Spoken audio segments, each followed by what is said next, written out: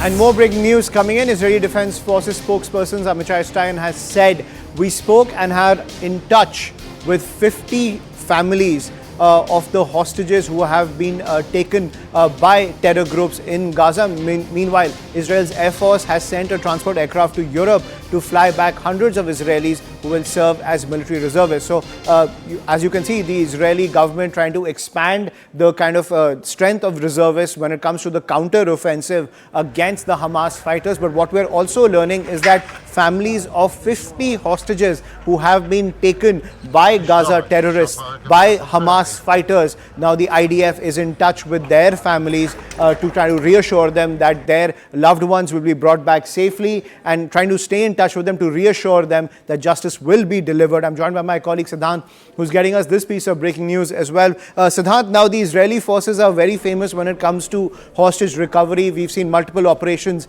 in the past, but this is way more challenging than the situations they've faced before. Well, that's right.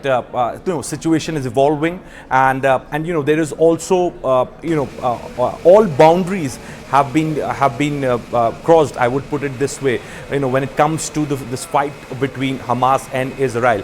Now, none of the parties are ready for a truce or perhaps to have a dialogue, and this makes situation even more complicated. So right now, what Israel is doing, that they have started its exercise of identifying those who are missing. They are speaking to their families. The assurances have been given to those families that Israel, the government of Israel, Israel Defense Forces are going to get people back successfully from the areas from the hostage of Hamas, and perhaps this is an assurance which is being given to the families.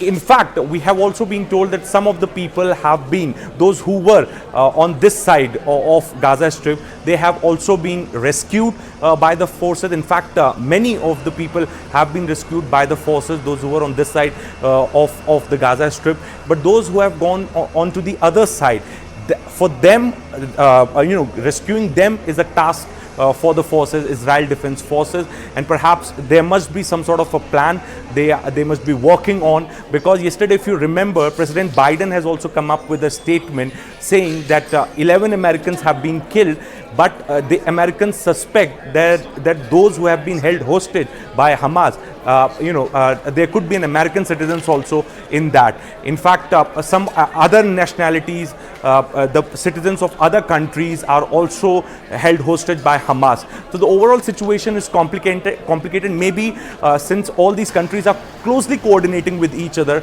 we could expect some sort of action on those places, working on a coordinates where these Hamas have kept them hostages. Those places, from those places, these hostages would be rescued. We can look for that option. Israel is particularly focusing on that right now. But also simultaneously, the counteroffensive is going on in the Gaza Strip, on the borders with Lebanon.